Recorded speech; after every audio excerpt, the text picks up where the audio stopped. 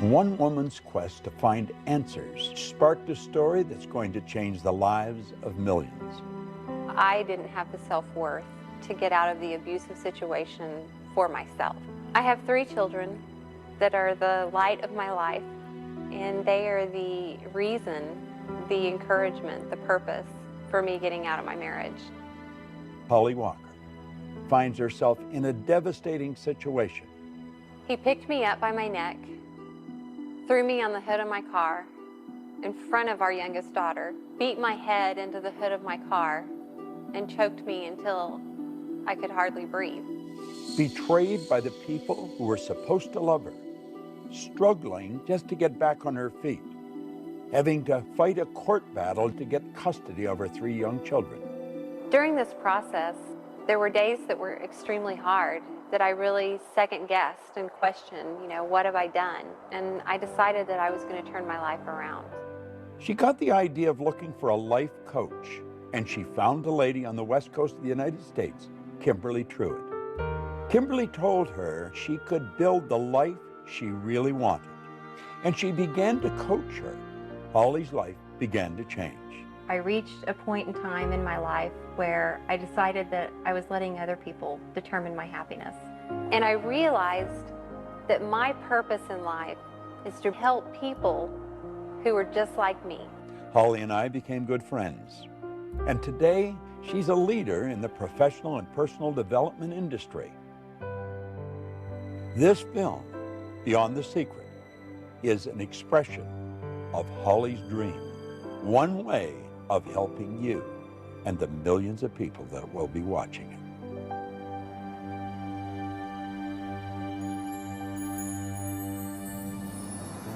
You know, the story that I've just shared with you of Holly Walker is a true story. As a matter of fact, I really played the story down. If you knew the truth about the transformation that took place in this lady, how she went from winning to nowhere and right back up again, you would never wonder whether you could win.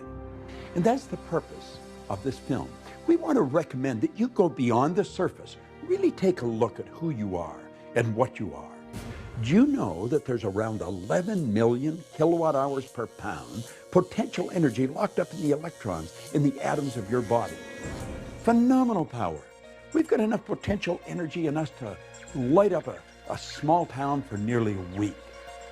What do you really want? Listen carefully as each person comes on the screen.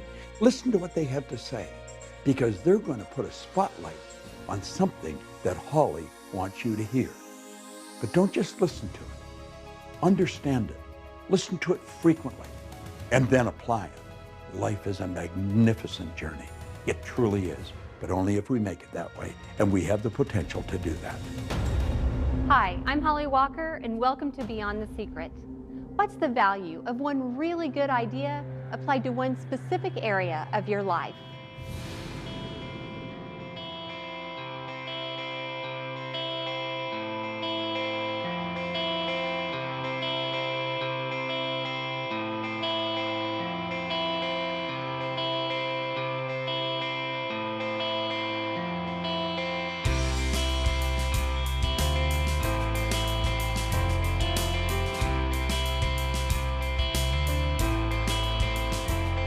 If you consider that every building in every city across our world has its ancestry in human thought, leading scientists and specific principles from the field of quantum mechanics are confirming what spiritual teachers have been telling us for centuries. This isn't just wishful thinking. It is a practical application for success in life. And the key that unlocks it is human intention.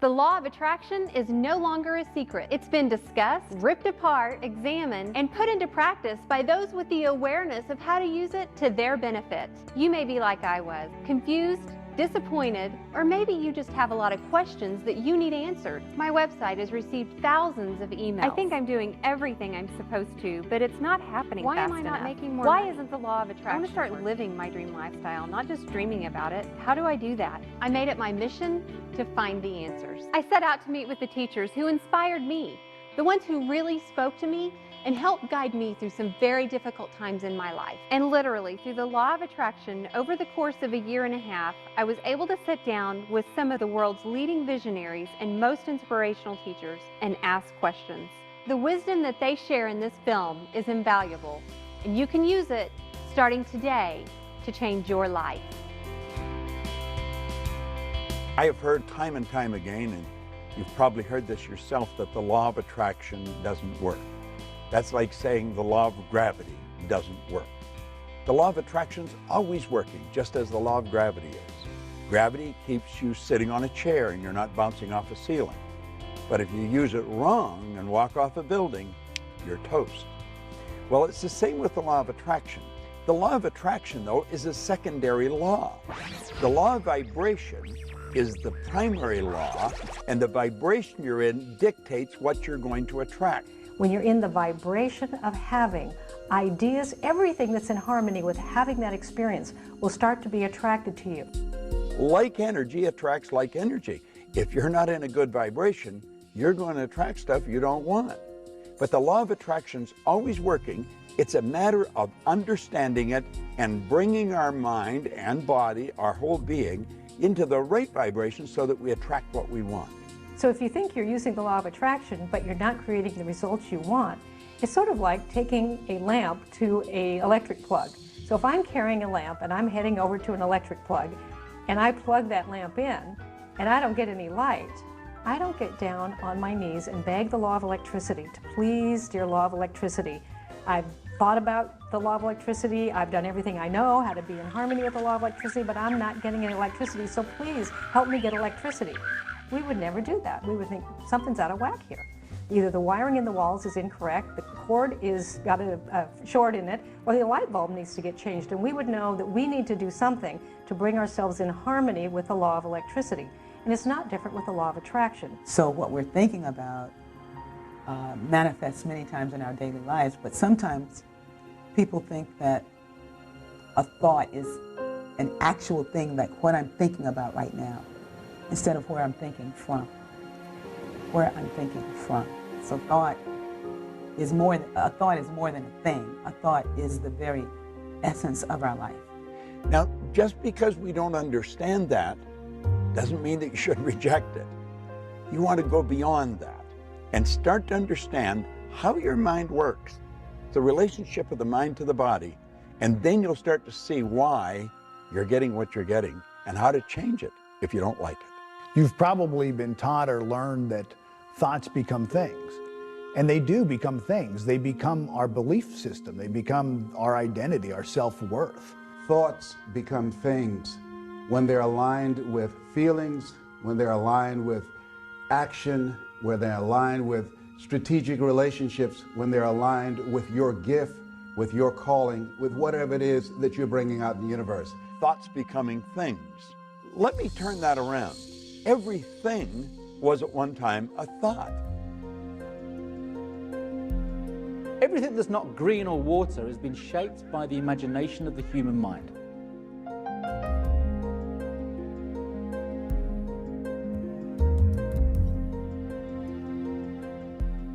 Everything you look at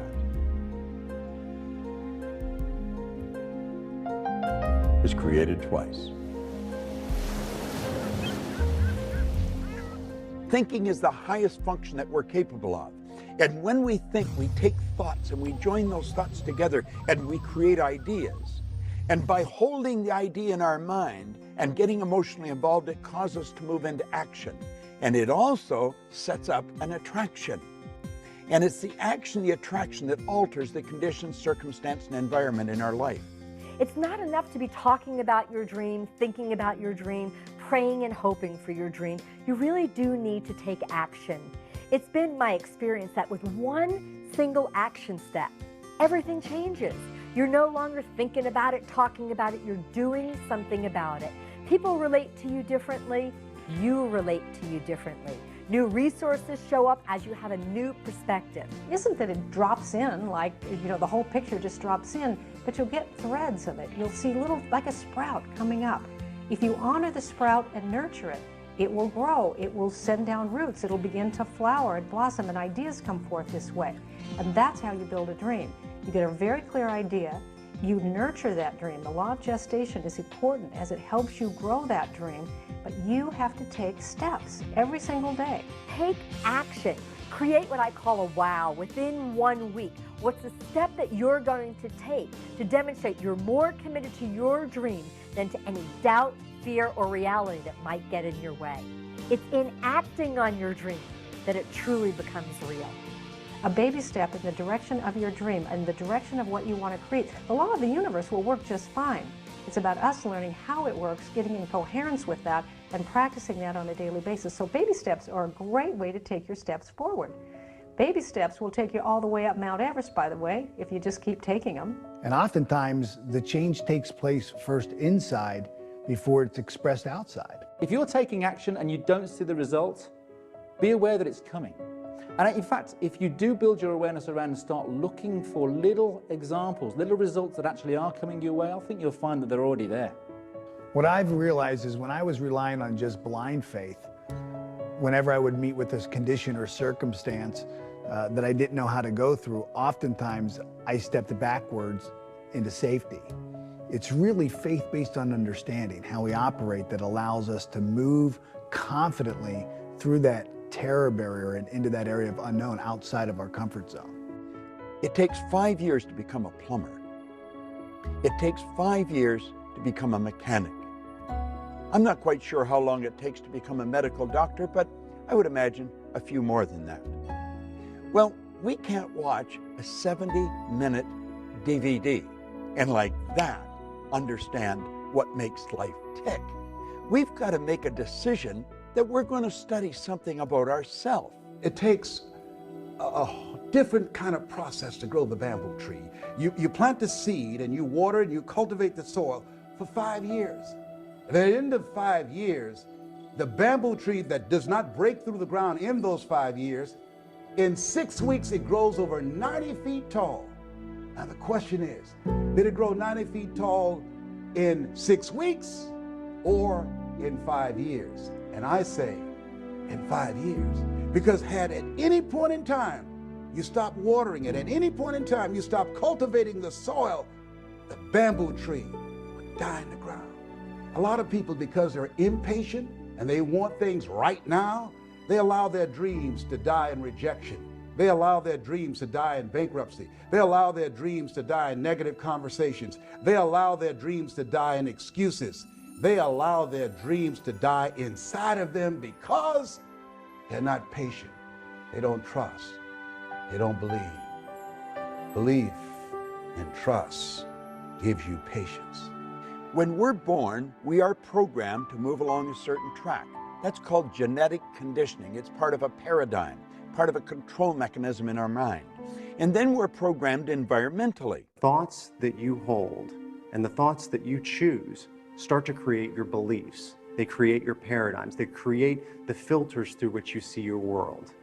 Those beliefs are really what determine the actions that you're willing or not willing to take. And I don't think it takes any genius to tell you that the actions that you take in life are those things that are most responsible for the results that you're getting. I think the first thing you have to do is you've got to decide exactly what you want and then write it out in a vision form.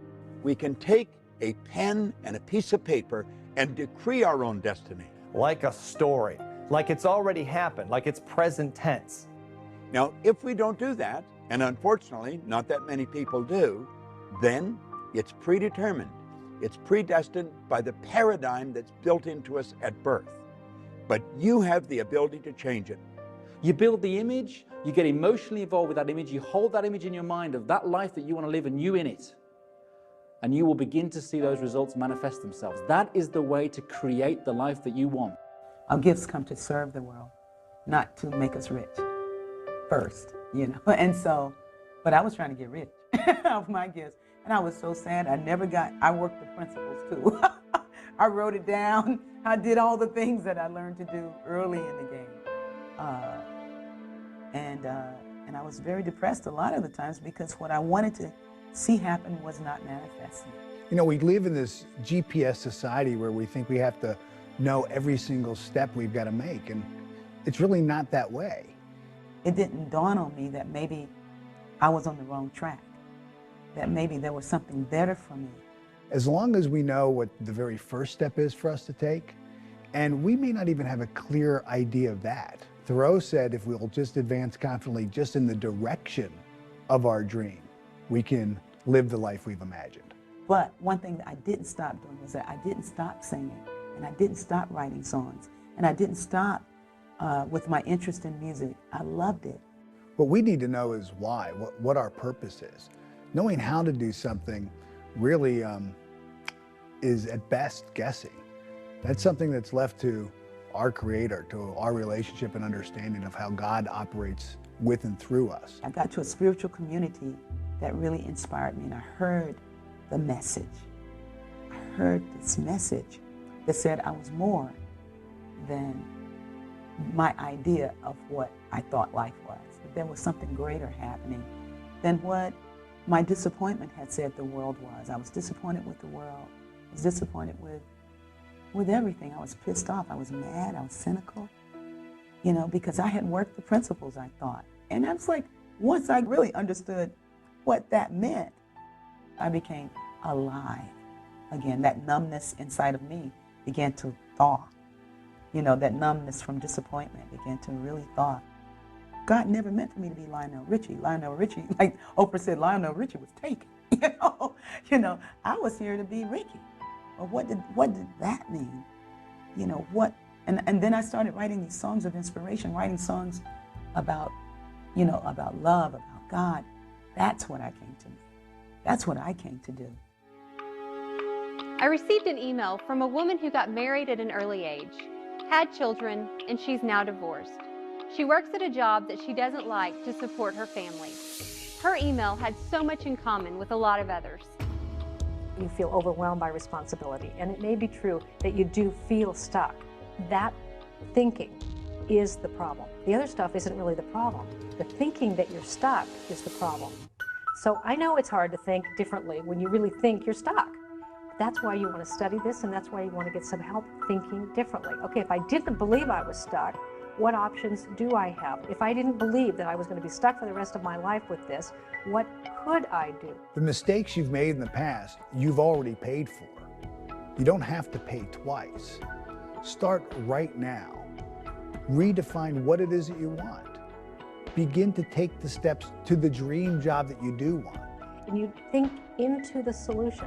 You begin to think from a believing that maybe there's an opportunity. I don't know the opportunity yet, but just maybe. And onto that parched field of believing, let one little drop of water land and say, if I didn't believe it was totally impossible for me to have a life that was really fulfilling, what could I do? There are people who could say, you know, Les, I made a lot of early mistakes. And because of the mistakes I made, because of those decisions that I made some short-term decisions that had some long-term consequences. And as a result of that, I can't live my dream now. Well, that's all in the past. That's all gone. You've paid for that. Don't allow what's going on right now to define you. Be open to the possibilities. One, of getting some help. Also understand and know and expect things to get better for you. And ask yourself, what is it that you need to do differently? But it takes a mind who's willing to explore, expand, extend, and you can choose to do that. You've overcome significant challenges to be where you are today. Don't give power to the mistakes of the past. That's behind you now. Look at yourself right now. Build on that. Build on what you've brought into the world and what you've overcome, and understand that you can achieve so much more if you just apply what's inside of you. Because it's your life, and you're a co-creator, and you get to choose any life you want to have. But the problem really isn't the problem. The problem is always my thinking about the problem. It's never too late to change your life. It's never too late to make a dream come true, and it's never too late to create a new dream for your life. Ask yourself, where do I want to go from here? Begin to focus on the possibilities. See, whatever you focus on the longest will become the strongest. If you talk about, and I know this from my own situation, I talked about, well, I don't have a college education. Well, I was labeled educable mental retarded. Well, I'm adopted. Well, I never worked for a major corporation. All of the things that I focused on, that became the dominant story in my mind. When I began to flip that script and I became convinced in my spirit that what I had is enough. What you have is enough. Where you are right now, that's enough. That's all you need. If you have the faith of a mustard seed, if you hold a mustard seed in your hand, you can't see it. You don't have to have a whole lot. It is absolutely pertinent that you have a dream. If you don't have a dream and you're taking action every single day, then there's really nothing that separates you from a hamster running around in a wheel. Yeah, you're getting a lot done, but you're moving nowhere. The dream is what gives that action direction. I would really like to believe what you're telling me, Bob, but I feel stuck. By the time I get home and get the kids to bed, I'm beat. I'm in hock right up to here. I don't have the money to really buy some of the things or attend some of the programs you're talking about. And quite frankly, I'm tired. I really don't know how to make it work. What is something that I know I could do, know I should do, and know if I would do, it would move me closer to my dream? Now, I'm not asking that you're going to have an answer that's going to make this big quantum leap. What's just the first step?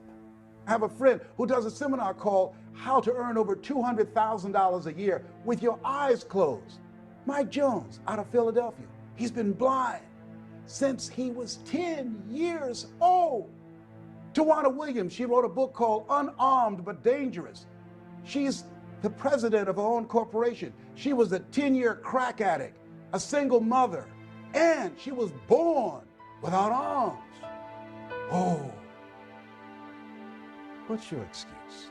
I say you're bigger than your excuse. Stop focusing on your reality. Start to ask yourself, how do you want your life to be? And then take action steps to prove that you're not just talking about it.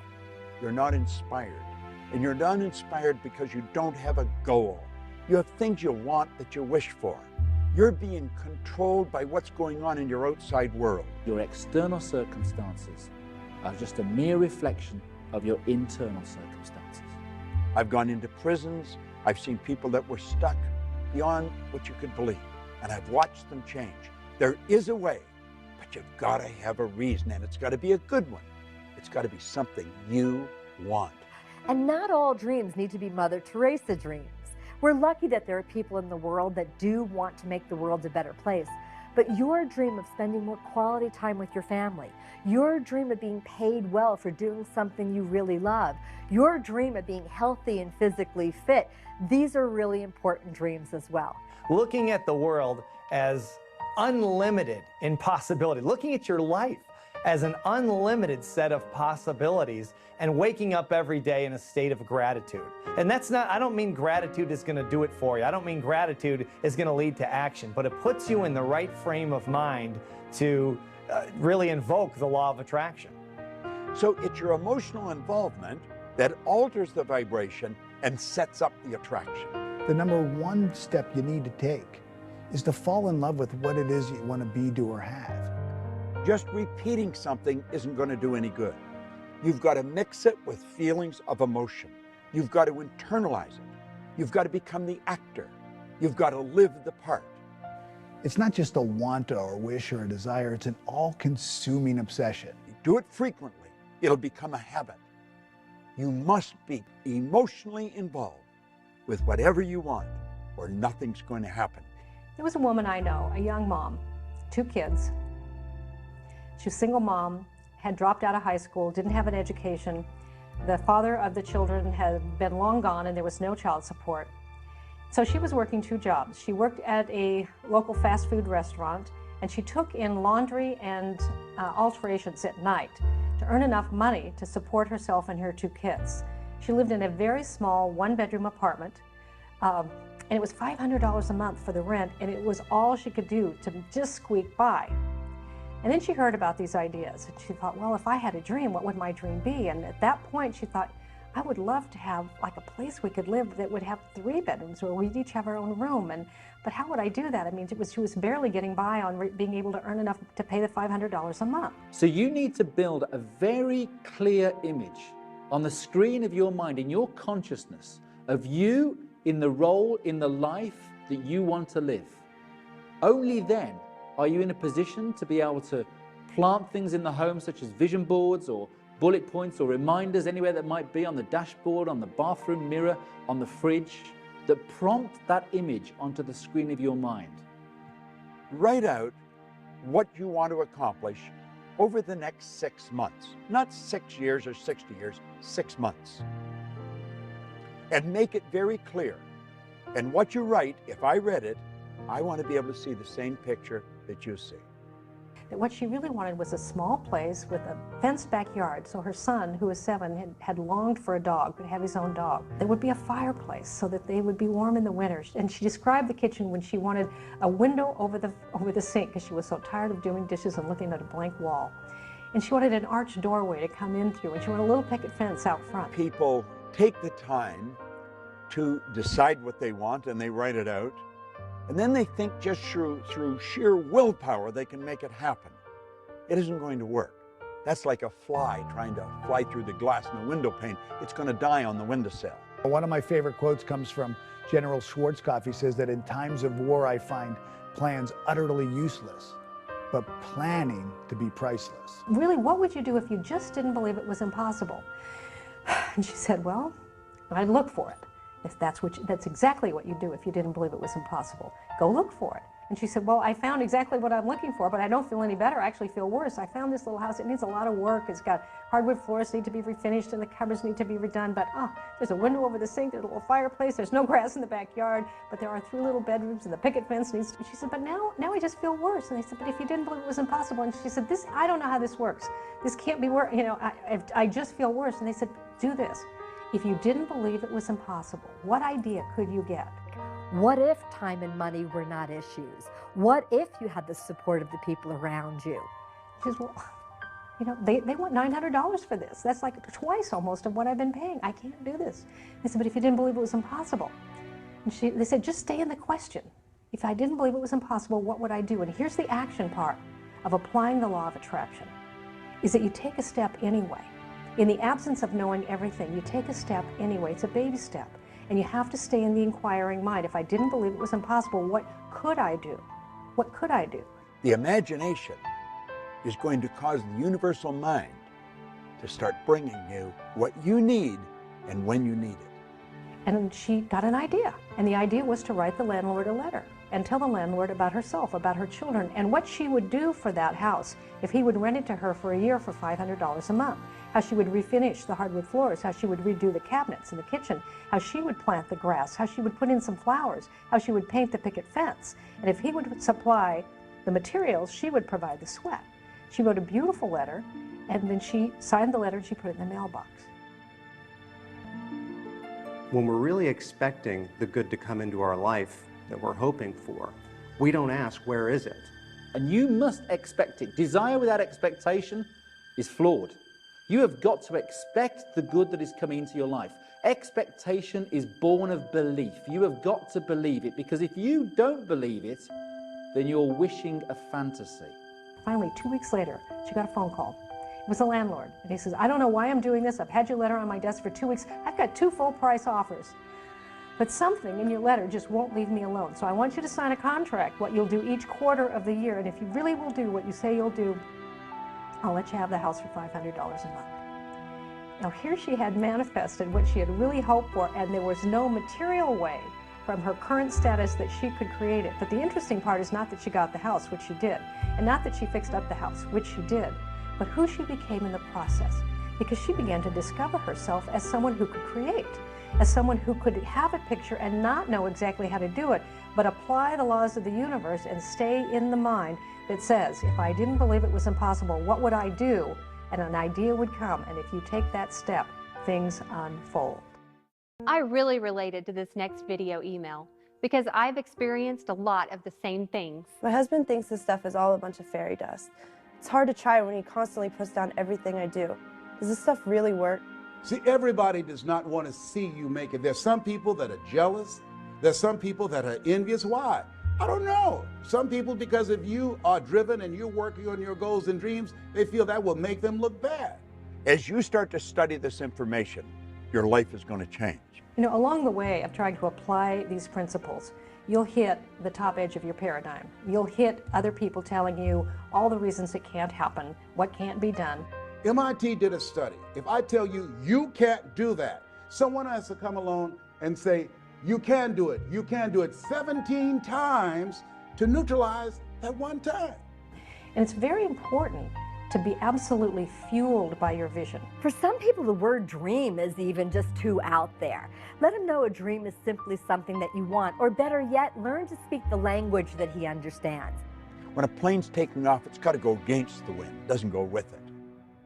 And you're going to run into a lot of resistance. If you're not getting a lot of resistance, you're probably not going anywhere. You're going in the wrong direction. Don't resist the resistance, though. There's a law of non-resistance. Just let it go, because whatever you resist persists. When someone is not latching on to another person's dream, I really believe it comes from fear. In other words, their consciousness is rooted in fear, and this is basically, in a nutshell, a frightened person. And they get uncomfortable with it. Now, I'm not just talking about maybe your boss or your colleagues at work that are telling you not to go and do this thing that you desire doing.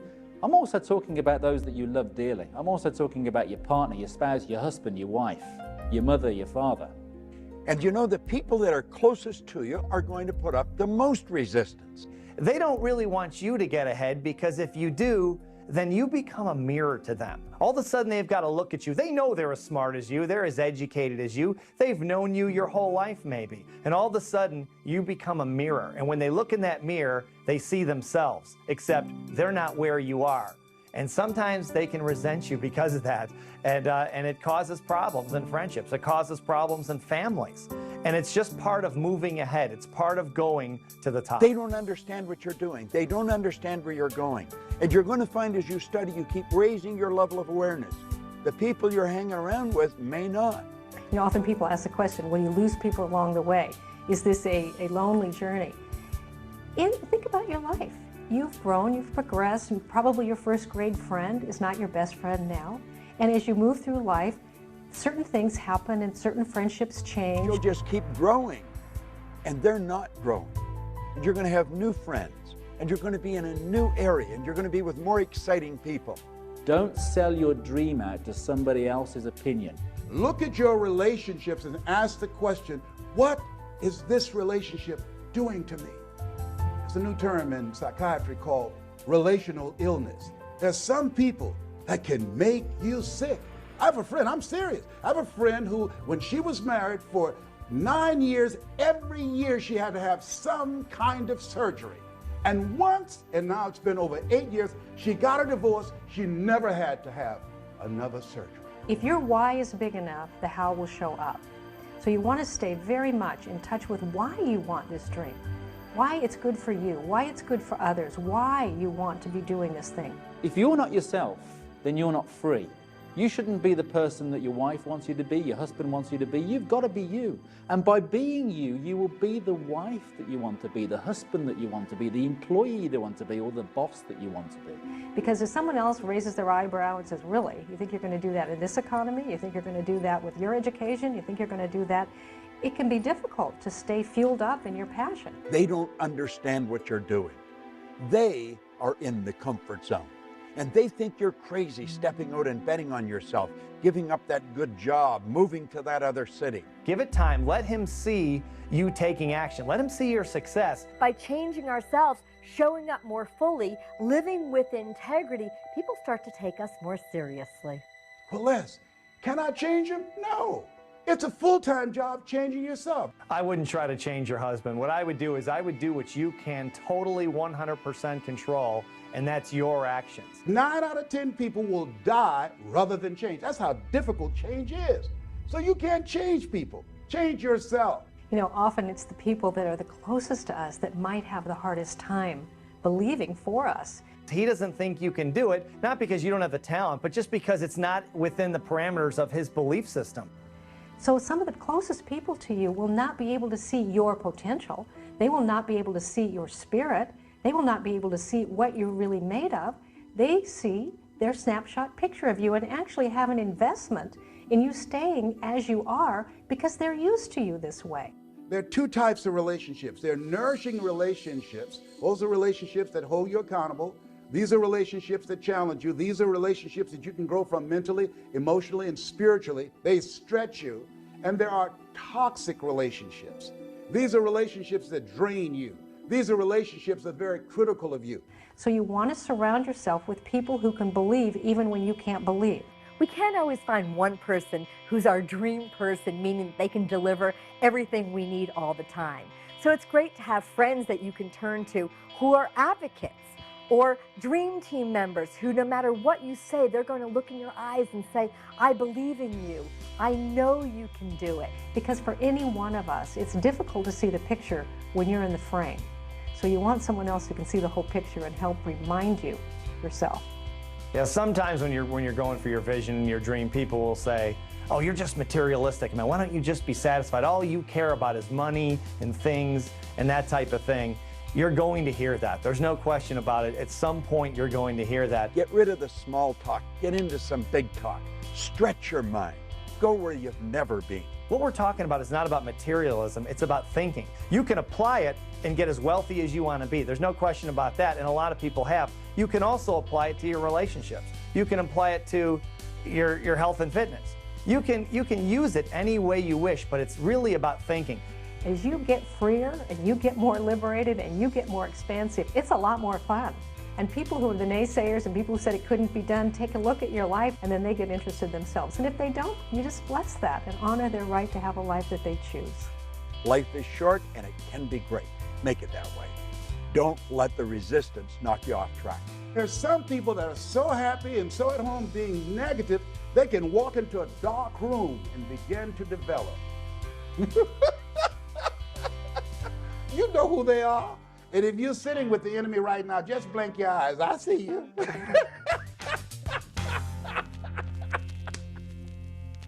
This video email is from Laura, and she is like so many of us. She doesn't like change. I hate change. I'm not happy with my life, but making huge changes seems way out there, and I don't want to end up being laughed at if I fail. You know, if we'll be open to a new idea that maybe change can lead us to the growth that we really want in our lives, to a completely new who we are, a redefinition of our purpose in life, a full realization of our potential, then maybe change doesn't become this thing that we have to struggle with or wrestle with. Most people live their lives completely at the whims of the circumstances around them. It's easy to get comfortable in a life that isn't really that comfortable because we're used to it. Get out of the comfort zone. You know, if you're comfortable where you are, you're in a bad spot. You know, I was very corporately conditioned. I was programmed to go into work every day, to earn the salary check, and the thought of not having that salary check, the thought of not having that company car, the thought of moving out and doing my own thing scared me witless. It kept me in that place for 4 years beyond when I should have gone. Don't settle for comfort. Life is too short. It can be a phenomenal trip. Don't give yourself permission to continue to be where you are. Give yourself permission to grow. Give yourself permission to reinvent yourself. Give yourself permission to take your life to the next level. When people say to me, I'm scared, I know where they are. Because you see, we're controlled by our conditioning. We're controlled by our paradigms. And they will keep us gripped because they don't like change. Status quo is their business. Being comfortable is not a good place to be. And unfortunately, most of us were encouraged to get there. Just get enough money to pay your bills and everything's going to be great. People who live lives of greatness are willing to be uncomfortable in the interest of growth. They're willing to stretch a bit. They're willing to be in some uncharted territory. It's when you're uncomfortable that you're growing. It's when you're a little scared. You're excited and scared at the same time. And that feeling at the conscious level is worry. At the subconscious level is fear, and in your body is anxiety. Now understand what this message is from your mind. Your body is just an instrument of your mind. This is your mind's way of telling you that you are about to grow. It's when you're going after something, you have no idea how you're going to get there, but you've got to know you're going to get there. It is not your mind's way of telling you that you cannot achieve what it is that you're about to do. You have infinite potential. Step out and bet on yourself and keep going until you reach a point of discomfort. Then you know you're growing. A 100,000-mile journey begins with the first step. You take that one step, you'll find that the next step will become clear to you. And then the next step. And before you know it, things will have changed like that. Now, if that's not something that you like or want to do, then you get to have the life you want. And you can stay stuck as long as you want. It's your life. But ultimately, if you notice, you might get really tired of feeling hemmed in, closed down, shut in to a life that is very repetitive. Some people live 90 years, some people live 1 year 90 times. The beautiful thing about being who we are is we have the ability to make choices. J. Martin Coe, in a little book called Your Greatest Power, said that is your greatest power. It's the power to choose. Every day I wake up, I make up my mind, today's going to be a great day. And you know something? It is. If you learned to walk, you had some disappointment. You saw a toy across the room, you wanted to go get it. You stood up and you fell down, and you stood up and you fell down, and you stood up and you fell down, and you never once, when you fell down, went, that's it, I'm just not meant to be a walker. No baby does that. But as adults, we get older and we start thinking we're smarter than that. So we fall down in love and go, that's it, I guess I'm not meant to have love. I don't want to be disappointed and hurt again. We fall down in money. We say, oh, I guess it's not for me to have abundance. It's not about that. It's about a willingness to have some stretch goals. And you are going to fall down and you are going to have some disappointment. But it's okay if along the way, what you're recognizing is you're part of something that is much bigger than a little bit of disappointment or having your dream come true exactly when you thought it should. You're living a life. If you look at the most successful people that have ever lived, the ones alive today or the ones in the past, failure was a part of their journey. And you're living in what Hildegard of Bingen in the 13th century called the best life there is. And she said each one of us must learn to live on the green growing edges of our own becoming. You're here to do what you love to do. And then it's more than just following your bliss. It's really, really doing the thing that you love to do and learning how to do that well, not to think that, well, just because I can sing, I love to sing, well, let me go get a record deal. Let me go get a contract. Let me use the laws to manifest this. And it's like, well, no, let's learn to sing. And that's where aliveness is. So you get to choose how much life you're willing to live.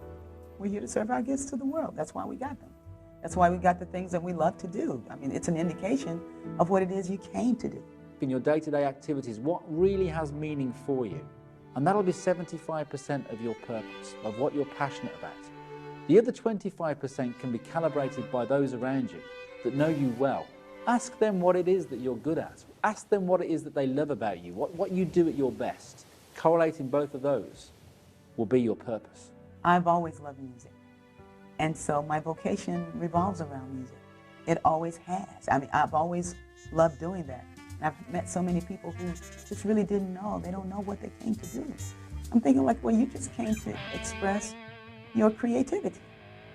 Now, what is it that you feel good about being creative? I mean, how do you like to express yourself? What is the way you like to do that? And somewhere along your line of interest lies the thing that you came to do. And then the people who would be served by what it is that you love to do. You watch most people, it looks like life was a practice run. They sort of tiptoeing through life, hoping they make it safely to death. But imagine, if you will, being on your deathbed and standing around your bed, the ghost of the dreams, the ideas, the abilities, the gifts given to you by life, and that you, for whatever reason, you never pursued those dreams. You never used those gifts. You never acted on those ideas. You never used those abilities. And there they are standing around your bed looking at you with large angry eyes saying, we came to you. And only you could have given us life. And now we must die with you forever. When a person is numb, they're so cut off from their own happiness, from their interior happiness.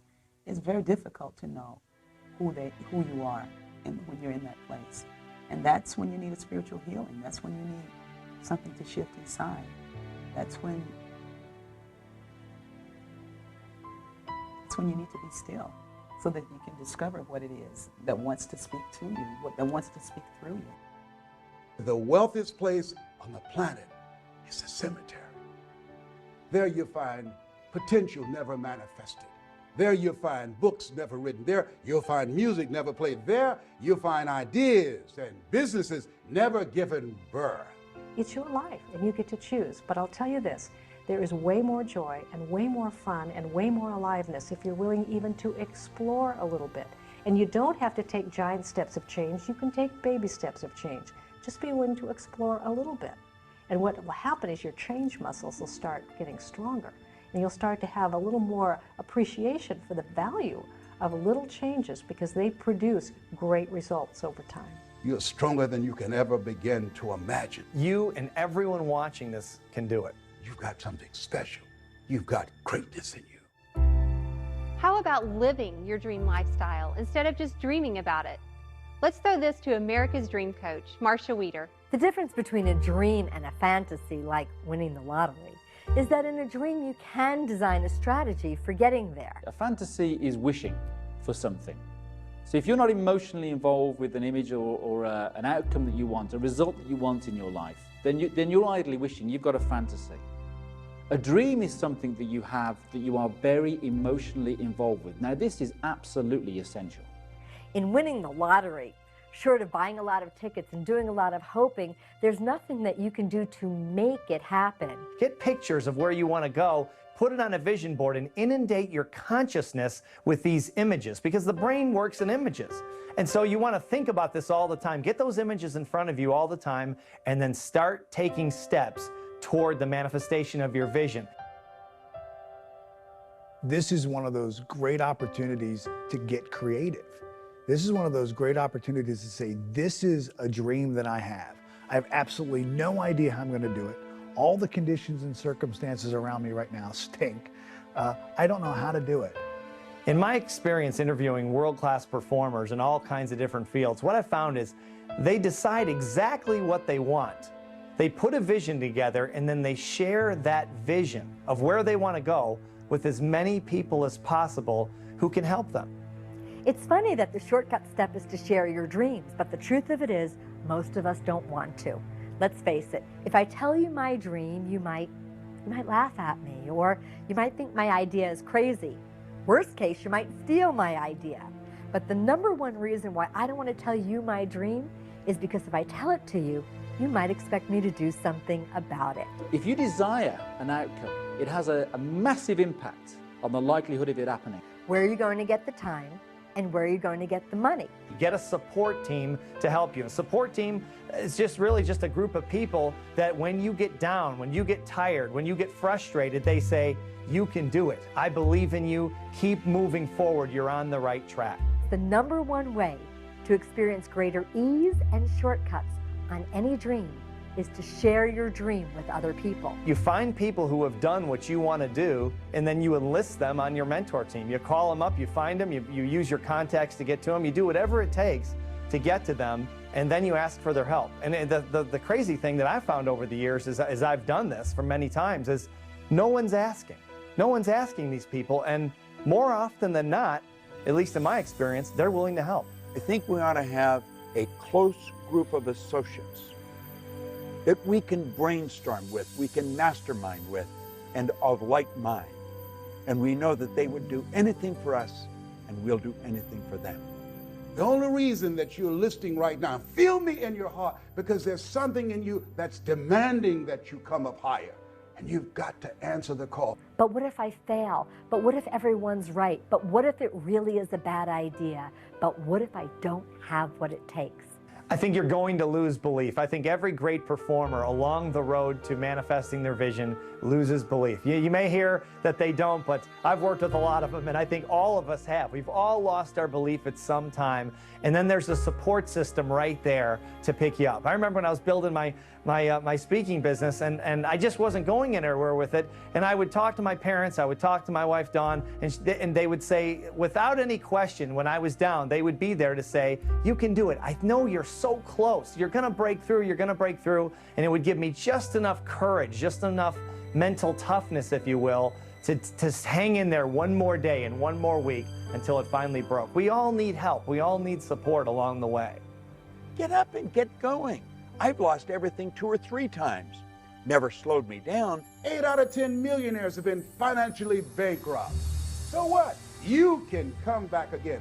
Willie Jolly, motivational speaker and author, said a setback is a setup for a comeback. You have comeback power. I found, and I think you're going to find the same thing, is that dreams are contagious. The secret here is to separate out what is your dream and what are your doubts and fears about it. The bottom line is, which one are you more committed to? Your dream or your doubt? Your dream or your fear or your reality? Prove that you're more committed to your dream by taking action. To become that person that you know in your heart of hearts that you have it within you. In the current economy, businesses are facing tough times. I've talked to business owners and individuals with small companies, and basically they all have the same question. My business is hurting. We're making cuts, laying people off. I feel like I've done about everything I can do. I know that, sometimes in a tough economy you make decisions that end up being more courageous than others, and maybe I should be more aggressive. I really am just looking for some direction. The nation's foreclosure crisis is centered in 4 states, but taxpayers across the country will feel the pain of failing. In America continues to spiral downward. The Dow Jones dropped another 300 points. Foreclosures reached an all-time high. Stock market plunged today. The Dow is tumbling once again. Just this week, information was released that 2.3 million American homeowners faced the loss of their homes last year. We are being inundated today with economic information, the likes of which probably most people alive have never heard before. You have been given the God-given ability to create your own economy. And that's what you want to start to do. Quit listening to all these terrible news broadcasts. Does that mean that the economy is not in bad shape? It doesn't mean that at all. But if you study history, it's when things are at their worst that they're actually at their best. That is one of the laws of the universe. It's called the law of polarity. You've got to train yourself to look for the good in it. Go back and study during the Great Depression of the 30s. Do you know there were people earning millions of dollars, businesses being built? Not everybody went out of business. Some people went into business. This is a phenomenal time. There's great problems. There's great solutions in every one. Study it.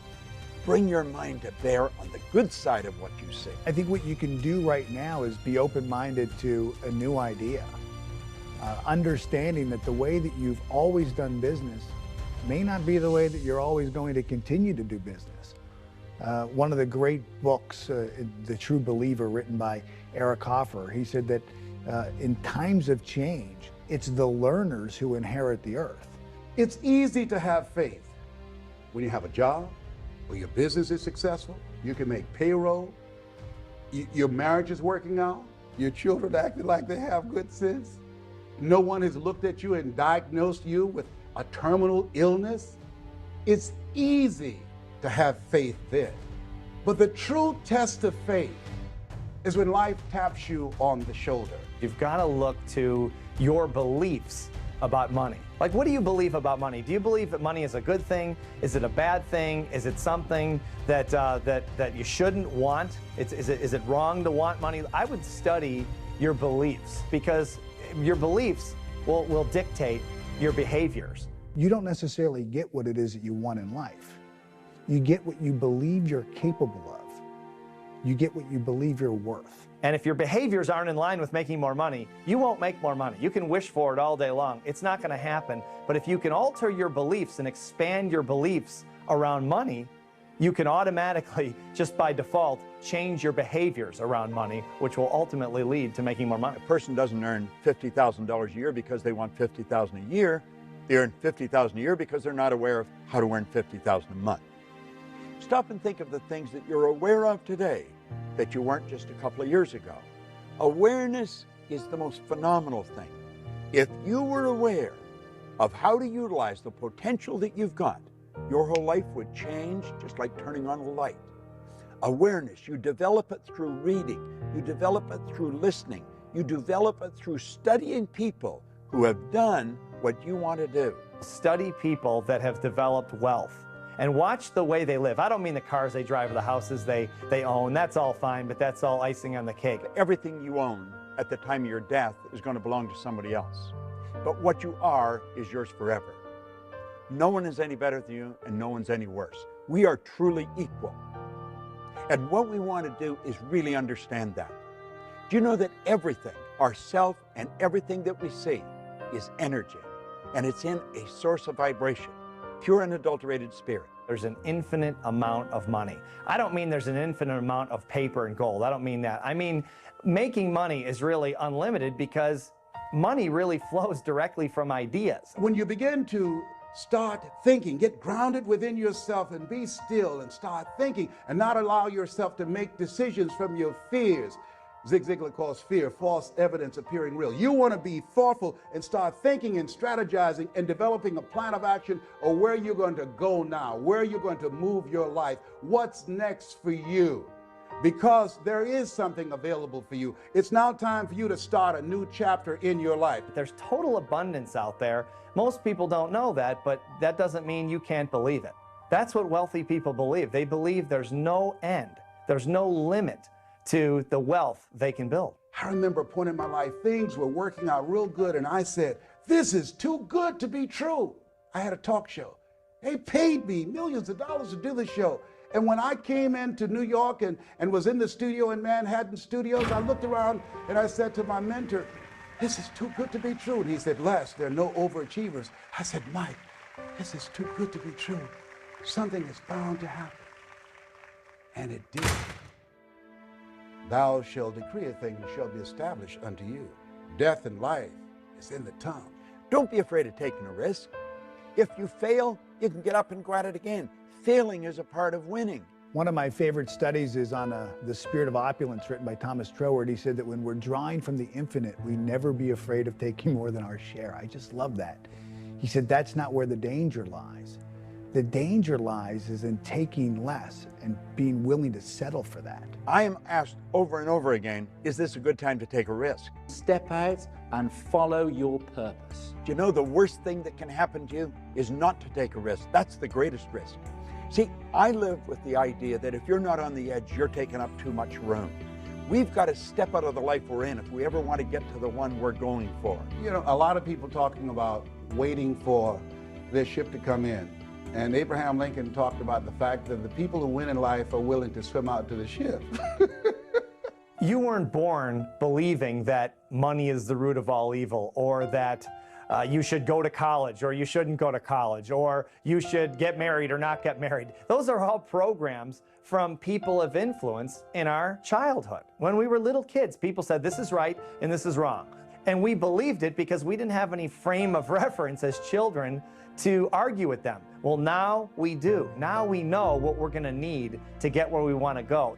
The quality of thinking that has defined who you are and the life conditions and circumstances you have now is not the same quality of thinking that's going to produce what it is that you want and move you beyond your comfort zone.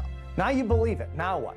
Now what you're going to do is you're going to start taking action to move forward with building your wealth, because you're not going to be holding yourself back. You're not going to be sabotaging yourself with this belief that there's only so much, and who are you to want more? Who are you to dream bigger? Because you know there's enough to go around for anyone that can believe and then follow up their belief with action. If you have an idea of a business that you want to start, and immediately you sit down with pen and paper and want to figure out how you're going to afford it, you might right out of the gate compromise the dream down, making it smaller, because you know that you can afford this much money. But as you start to pump up the muscle of being more creative, more visionary, dreaming bigger dreams, you'll also see that it's more powerful to really go for what you want and then figure out how to make it happen. First, understand what your dream looks like. And then when you know what your dream is, then decide if you have enough money or not, because how possibly could you know how much money you need until you start taking action towards it? In our conscious mind, we have this thought that we want to be, do, or have more. We want this big income, we want better relationships. But that thought then has to be in harmony with the belief of who we are. And oftentimes it's not. And here I think is where I know for me in my life, many times, and I think a lot of people get stuck because this is where we surrender. I think there's two major kind of beliefs. There's true belief, where you've actually experienced something and you know it's true. You believe it because you actually lived it. That's true belief, 100% belief. And then there's the belief of a lot of superachievers, which is what we call manufactured belief. In other words, as emotional creatures, they've literally talked themselves into believing something they've never done before, that they don't even know is possible, but they talk themselves into it. We call that manufactured beliefs. And a lot of people, before they ever accomplish their visions, have 100% belief in their ability to do so because they've talked themselves into it. What else in you that you haven't used that now the universe is demanding that you bring it out here? Really get very clear on the vision of what it is that you want to do. Internalize that vision, become emotionally involved with it. And then when you become intuitively aware of an action step, an idea, one of those out of the blue moments that you can do that would move you closer, that's when you act, regardless of the condition or circumstance. Those are the 3 steps. Build the image, internalize the image, and then take action. When you are actively engaged in making things happen, you don't have to be depressed. I don't think most people will do what we're talking about. That doesn't mean you shouldn't do it. You should do it. And that's one of the reasons to do it, is because most people won't. It gives you an unbelievable opportunity to move ahead. A negative person can look at opportunities and all they will see will be the obstacles. But a positive person, the person who has an optimistic view of life, they can look at the obstacles and all they will see will be the opportunities. And everyone could do it, but chances are they won't because of all that lack and limitation programming. Years, and if someone is 30 years old, chances are they have 30 years of lack and limitation programming. That's a lot to overcome. So most people probably won't do it, but you can do it. All you have to do is take the steps now. Take the steps starting today. Forget the past. It's over. Most people don't realize the 40-40 plan is gone. This is the era of the 3 C's: accelerated change, overwhelming complexity, and tremendous competition. The 40-hour-a-week doing the same thing for 40 years, that day is gone. That was a domestic economy. This is a global economy. You will have, if you're just getting into the job market, at least 5 careers before you're 65. This is a time you want to be creative. This is the age of what Ralph Waldo Emerson calls the age of self-reliance. You want to be creative. What are the various things that you can do that you're not doing right now? Today, as Robert Schuller would say, you either expand or you are expendable.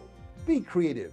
Start thinking, what is it I can use my talents and abilities for? I think if you'll start to focus on how you can rather than why you can't, you're going to find that not only is your business going to grow, but the people in your business are going to grow. Your success or failure in life is directly related to the quality and the quantity of the service that you provide. And as you're looking at yourself, whatever area you decide to get into, just make up your mind. You're going to be creative and relentless and disciplined and innovative, and that you're going to provide more service than you get paid for. You and hundreds of thousands of other people find themselves in a very similar position. One thing we do know is that change is inevitable. The way that we've always done things isn't always going to work in the future. What are your assets? What are your gifts? What are your talents? What are the things that you can do right now where you are with what you have? Chances are the conditions and circumstances for you right now are not conducive to you making this big change in your life. You have to find the yes people in your life. You have to find the yes conditions. You have to find the yes circumstances. You want to be connected with like-minded and like-hearted people, people who you trust and believe in, people who are moving in the direction of their dreams, people that can inspire you and that you can inspire them, people who can help you to open some doors that you don't see right now, people that can help you go to the next level. You want to be connected with people that are on the way rather than in the way. When you've got enough money, you can do what you want, when you want, with whom you want, for as long as you want, and you don't really ever have to be responsible to anyone else. You're never beholden to anyone else unless you want to be, unless you choose to be. It gives you the ultimate freedom, which is the freedom of choice. If you're going through hell, don't stop. Keep moving. In Napoleon Hill's book, Think and Grow Rich, he brought out a very, very important point. He said that an educated person is not necessarily a person with an abundance of general or specialized knowledge. He said an educated person is a person who has so developed the faculties of their mind that they can acquire anything they want or its equivalent without violating the rights of others. Our education system is nothing more than a system that memorizes data. I don't know many people in the world that find Pythagoras particularly useful in their day-to-day activities. So we come out of an education system without ever asking ourselves quality questions, the kind of questions that people need to live a fulfilled life. You have a conscious mind and you have a subconscious mind. Your conscious mind can originate ideas, it can accept ideas, and it can reject ideas. Most of us have been programmed and conditioned our entire lives to gather information in this part of our mind using our physical senses. And it's through gathering this information that we then begin to form ideas. Now, your subconscious mind, unlike the conscious mind, has no ability to reject. Whatever you give to it, it'll accept it. It does not know big from small. It doesn't know good from bad. Everything just is. It accepts whatever you give to it as real. This vibration begins to move our bodies into a certain form of action. We begin to produce actions. We begin to feel a certain way, act a certain way, behave a certain way. We have intuition. We have perception, the will, the imagination, reason, and memory. And these are all perfect. They have to be exercised like the body. You exercise the mind, it too will become strong. Intuition gives you the ability to pick up vibration. Unfortunately, most people will use it wrongly. In their conscious mind, they will choose what it is that they want. They will become emotionally involved. They'll impress this idea upon their subconscious mind. And while they're just driving down the road, an idea just boop, pops right into their mind, out of the blue. And this idea will be in harmony with what it is that they've asked for. It'll be in harmony with the goal that they've set. And the first thing they do is they say, "Are you sure? You know, is this the right idea or is this the wrong idea? Should I do this or should I do that? Is this good or bad?" What you don't like, reject it. And what you do like, accept it. You've been given the ability to think. It's the highest function that you're capable of. When we get this intuitive idea, when this sixth sense, when this hunch comes in, you don't want to ask, is this right or wrong or good or bad? Should I or shouldn't I? Because that's a limiting question, and the answer is yes to both of those. There's reasons probably why you should, and there's reasons why you probably shouldn't. The better question to ask is this: if I acted on this idea, would it then move me in the direction of the model of perfection that I'm claiming I want in my life? And if it will, you've got to move. So stop giving yourself those excuses that say, well, you know, I'm not good enough for this, I'm not good enough for that, because that again is your conditioning. That's rubbish. You can achieve whatever it is that you want to achieve in the same way that Bill Gates has done it, in the same way that Richard Branson has done it, or in the same way that anybody that you get inspired by has done it. Understand that you have exactly the same faculties, the ability to choose and shape your environment accordingly. Tune into that power, and you will create an extraordinary life. Well, I believe that we're all radiant lights of God. You are a radiant light of God. I'm a radiant light of God. And if you don't want to use the word God, we are radiant lights. We're energy. We're pure energy. So we're always radiating something. We're radiating something, and I would choose to be one who radiated love. And I feel like when I'm radiating that, the universe corresponds to its own nature. So I'm radiating this beautiful essence that is love, and I find love. You define your purpose by first taking a look at your life, the things that you're doing for work and the things that you're doing for fun, and say, what do I really get excited about? What really gives me that psychic income, that feeling that I'm doing better? That kind of feeling is telling you, it's feedback from the spiritual core of you, who you are inside. That's telling you your purpose. And you will find that there is magic in this. As the image and the feeling tone get in coherence, it's like laser, and things really begin to shift fast. I know today's going to be a great day. There are no problems, there's only lessons. Everything that happens is to teach us something, to move us ahead to the next phase of our eternal journey. This isn't a fantasy world we're talking about. This is the real world. This is something you can do. People with less talent, less intelligence, less education have done this. Find out what you love and then dedicate your life to it. If you at all believe in the law of attraction, you know that you've attracted this film into your life at this very moment in your life. You're not here by accident. I'm not sitting here talking to you by accident. I encourage you now to live your life, to live into your full potential, to recognize the greatness within you, and to begin to express it. The world is waiting for you. You have something special. You've got greatness within you. Answer the call. It's time.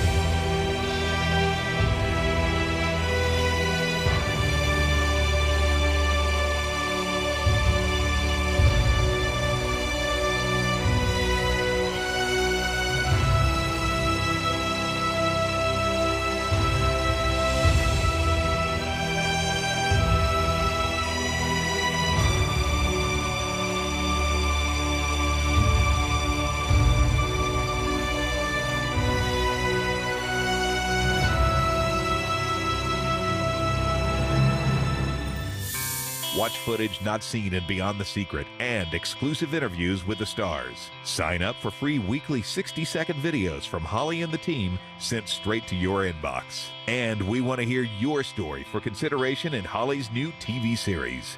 Click it on LifeSuccessTV.com.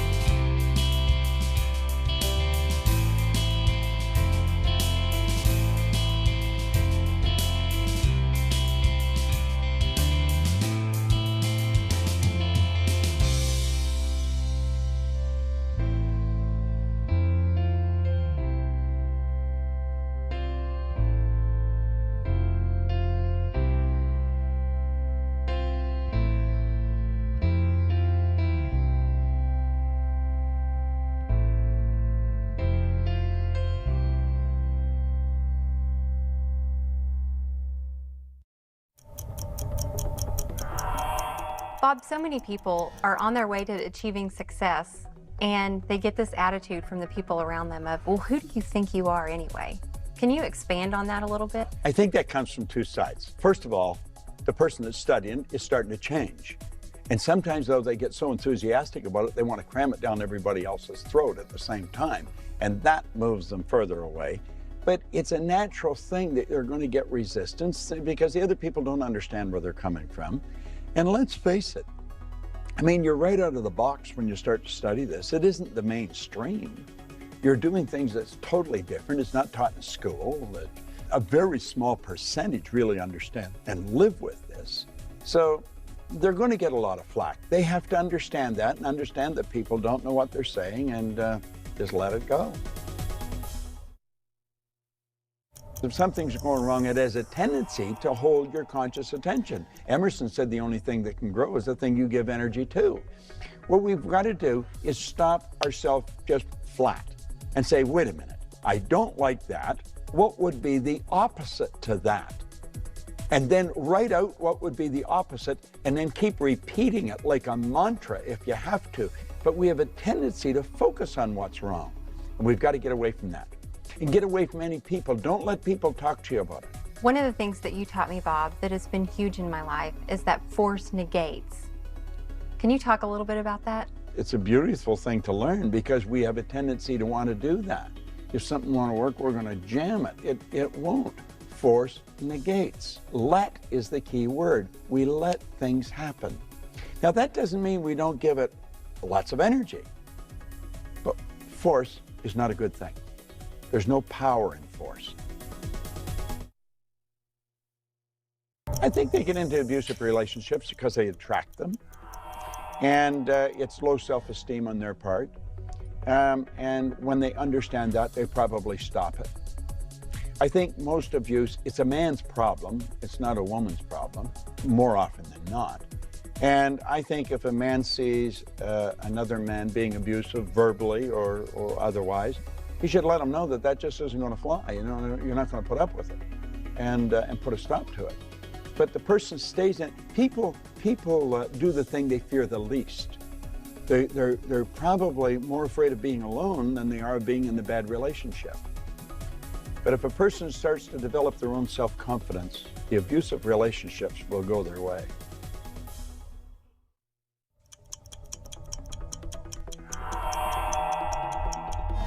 How does someone make more money, Bob? If people want to earn a lot of money, they've got to understand they have to have multiple sources of income. You cannot have one source of income and become extremely wealthy. Or if you do, I don't know what it is. But with multiple sources of income, anyone can become wealthy. So it's worth studying, and it's something we should understand. Now, when we talk about multiple sources of income, we're not talking about multiple jobs. That's what I thought it meant first, and I had 5 jobs passed out in the street. No, a source of income is where you provide service and you receive a reward. Working happens to be the worst way to earn money. We shouldn't work for money. We should be working for satisfaction, something that's meaningful. You provide service to earn money.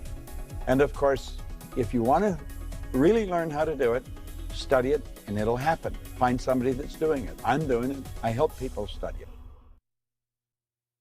You can do what the most successful people do in terms of financial success, and they look at the profit centers. They look at what makes the most money in the shortest amount of time. I mean, I'll give you an example.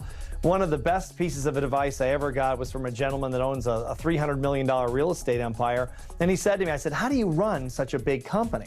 Because I've just never had that many employees, but I've never had that kind of success either. How do you do that? And he said, it's real simple, Steve. I come into the office every day and I ask myself one question. What makes me money the fastest? And then I do that. And then the second question is, what makes me money the second fastest? And then I do that thing. And then third and fourth and fifth and so on. And he says, and that's how I built the $300 million company from scratch. He said, most of my competitors are focused on all these peripheral things that really don't add to the bottom line. He says, I don't do that. I focus on the profit. In that weight loss model, we're in problem-solving mode. There's something we want to get rid of. And as soon as, I might diet and exercise, and then as soon as the scale shows that I've lost a couple of pounds, I'm back on the brownies. So it's not an incredibly powerful way of living life. I do find that it's, I see people have better results when they're honest about where they are, we'll call that their reality, but more committed to the dream of where they want to go. Let's take the big dream, break it down into projects that you can easily accomplish in 1 month or less. It's a short enough period of time where you can stay passionate and excited, but a long enough time where you can see a result. If we don't see results, we're going to give up. One of my missions in life is to change the way that we think about and talk about our dreams. So instead of it being, gee, maybe someday, it's like, this is what I want and this is what I'm going to do to prove to myself and the world around me that I'm serious about it. I almost don't care what it is that you're doing, as long as you're doing something every day to make the dream happen.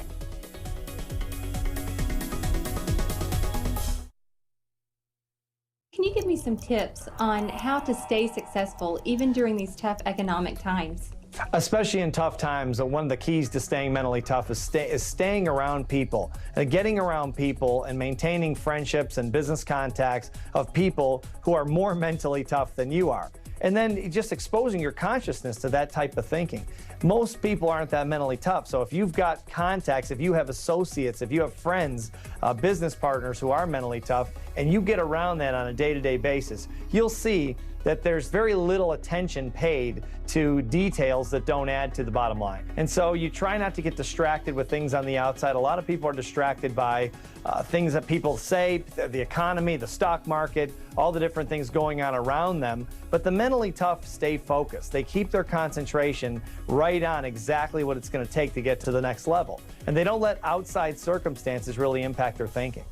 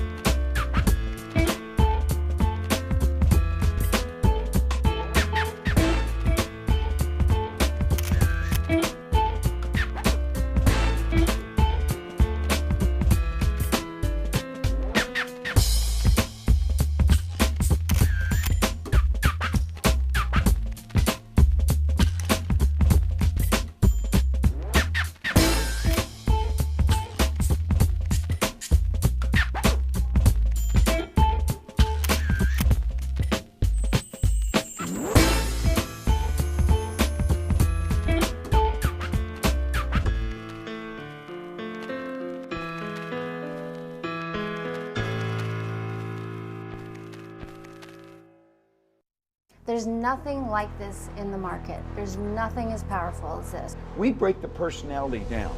We show them how the mind functions. We show them the relationship of the mind to the results. There isn't another program in the market like this. This is powerful information. This program goes right to the primary cause of results. And in a market like this, we've got to get the people to pull together and bring the potential to the surface and increase productivity and lower costs. And that's exactly what this program will do. It teaches everyone who they are. And once they understand who they are as an individual, within a group, within a company, then they know how to bring more of themselves to the table and get the results they want. Changes their perception, changes their paradigm, changes the bottom line.